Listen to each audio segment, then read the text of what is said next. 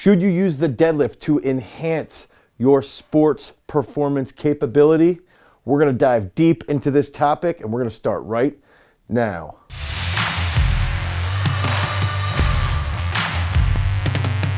What's up, everybody? It's Dane Miller from GarageStrength.com, and if this is your first time to the channel and you're interested in becoming a stronger athlete, you want to get more explosive, you want to take those weight room gains and apply it over to your competitive field, make sure that you like, you subscribe, and you ring that notification bell so we can help you become a beast. So ever since Robert Oberst was on the Joe Rogan show, I believe this was about a year ago, I've gotten tons and tons and tons of DMs, messages, text messages. Dave, should you use the deadlift to enhance somebody's sports performance? Do you like to utilize the deadlift to enhance someone's sports performance? And a lot of these questions are based around the fact that Robert Oberst said, if you're deadlifting to be a better deadlifter, fine. If you're not doing that for deadlift's sake, then don't do it. The risk to reward ratio is a joke. For deadlifts? For deadlifts. Really? And a lot of people aren't going to like that I'm saying that.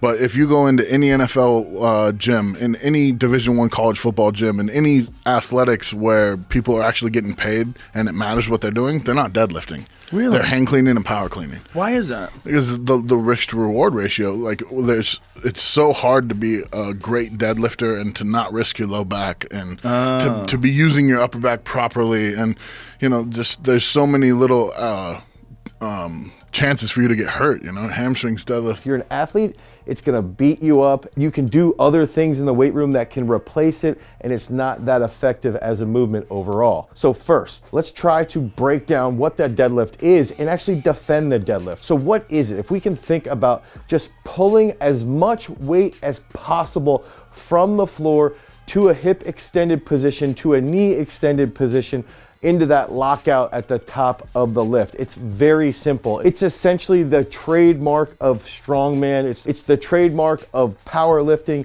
It's pick something up as heavy as possible and then put it back down. It's simple. But we've also got to think about, you can have your conventional stance, so a little bit wider than shoulder width. You can have a sumo stance. And what is this going to target? They're going to target our posterior chain. It's going to target our lower back. It's going to target, even our spina erectors and being slightly rounded in our upper back to have really good technique and to really target our hamstrings when we're trying to finish that lockout so our hips can extend and come through. So it's a movement that can dramatically improve the strength of your posterior chain. It's a phenomenal exercise, and I've utilized it quite a bit later on in my years. Now that I'm no longer competing personally, I like to deadlift about once a week, all the way to the point where I've pulled 705 pounds. But does that mean that I like to utilize this movement for my athletes specifically? So let's take a dive into what the good aspects of the deadlift is, what the bad aspects are, and then we can break down when you can utilize the deadlift to improve sports performance. Now, starting off with the good aspect, let's think about this. We already covered, it can really, really, really strengthen your posterior chain. It can really light up your lower back. It can light up your hamstrings quite a bit. And so there's a lot of good behind actually enhancing your absolute strength that comes out of the deadlift. On top of that, if we're looking for someone to improve their absolute strength, or if they're a lighter athlete, if we're looking for a lighter athlete to improve their relative strength as well, the deadlift, it can do a very good job of enhancing that absolute strength. Finally, the grind. Everybody's seen the guy who gets locked out right at the knees and their knees start shaking all over the place because their quads and their hamstrings are trying to recruit at the exact same time. They're trying to co-contract together to coordinate as effectively to lead to that lockout. And that's really what's happening when you see those knees shaking all over the place, is a lot of these athletes struggle with that quad hamstring co-contraction. But that grind, that mental aspect, it's hard to lock out a deadlift. It takes a lot of intestinal fortitude. It takes a lot of push and mental capacity to really zero in on this goal of locking out a ton of weight, because there is that devil in the back of your mind, that monkey who's sitting in the back of your head, just sitting there going, hey, you're about to black out. Hey, you're getting really lightheaded. Hey, you got tunnel vision. And that can be something that you don't always want to go towards.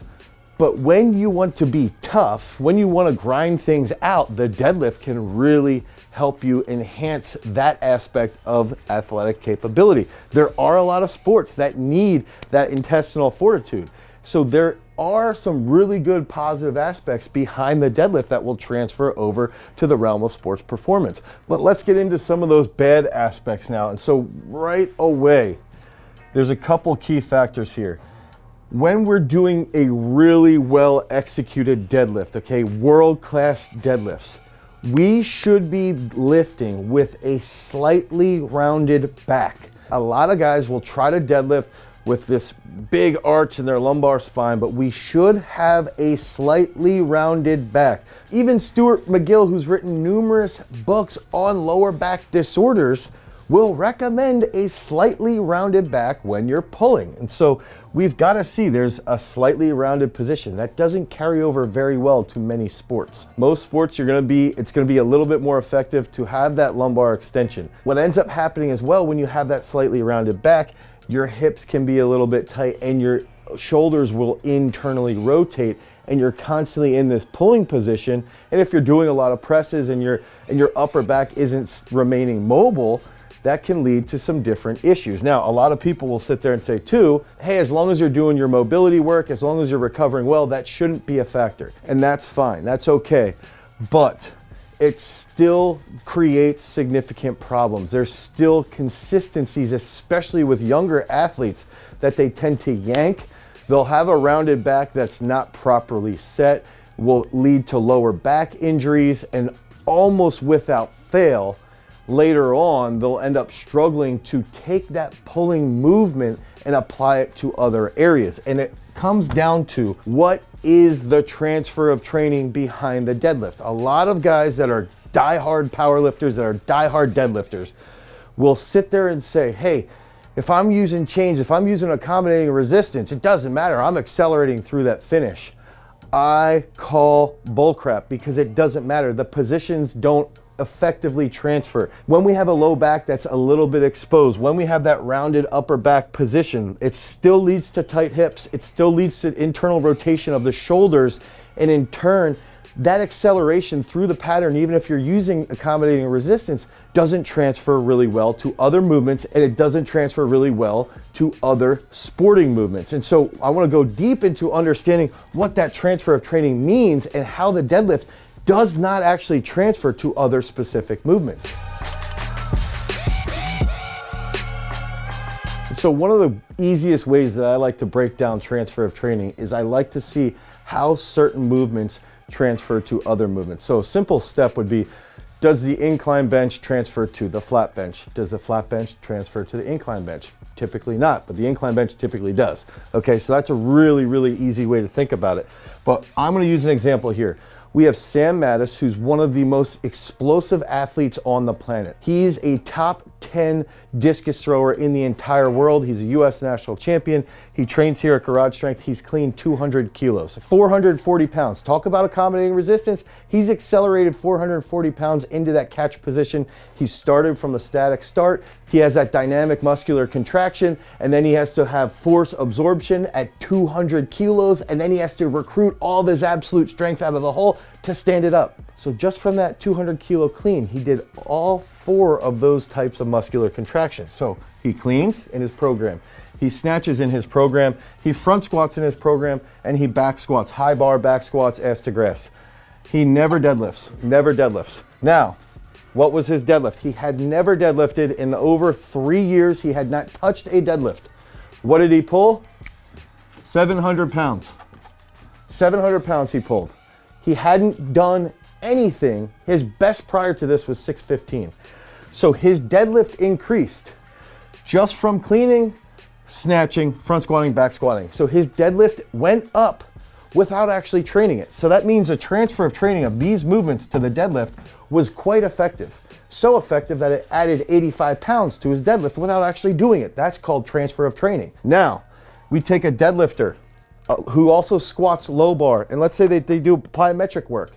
What's that transfer of training here to the Olympic lifts? Zero. Nothing happens. Why? Because the technical lifts, Olympic lifts are technical coordination. You've got to have a static contraction, you've got to have a dynamic contraction, you have to have force absorption, and then you've got to recruit rapidly with absolute strength. They have 4 key contractions behind those technical coordinations. So this deadlift movement and the low bar back squat does not transfer to the Olympic lifts, so the Olympic lifts are almost completely negligible. So the big key factor is understanding the transfer of training. Now, what does this have to do with sports performance? When you're working with athletes, when you're working with different athletes in football, in track, in field hockey, in soccer, the key factor is sitting back as the strength and conditioning coach and saying, all right, I've only got them here for 45 to 60 minutes. How can we optimize our training? How can we get the best bang for our buck every single session so that it transfers very well and it can cover all these different realms? And that's exactly where this comes into play, is that when we're talking about bang for your buck exercises, the deadlift is not a bang for your buck. It's very precise in one specific area. Now, if I'm training somebody who's a strongman, we're likely going to utilize the deadlift to some degree to enhance specific movements that they might be doing in their strongman competition. So it's got to be broken down into specific types of competition. There might be some cases that even some wrestlers might do this, but for the most part, one of the few sports that I would actually utilize the deadlift in is going to be strongman training. All of the other sports that we work with, wrestling, football, soccer, like I've mentioned, swimming, basketball, throwing, discus, shot putters, we want to optimize and have the best bang for our buck with those movements, and that's where our movements come into play and they override the deadlift.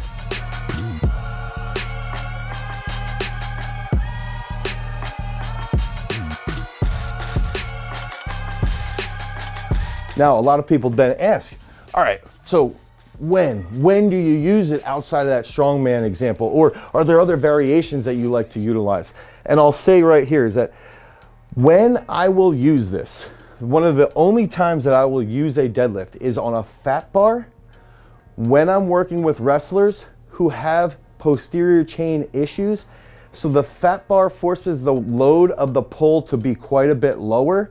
I also actually want quite a bit of lumbar extension, not a ton, but a little bit more of lumbar extension, and we'll use the fat bar to train their grip. I also do like to utilize Romanian deadlifts. I like to utilize stiff-legged deadlifts. I like to utilize single-leg deadlifts.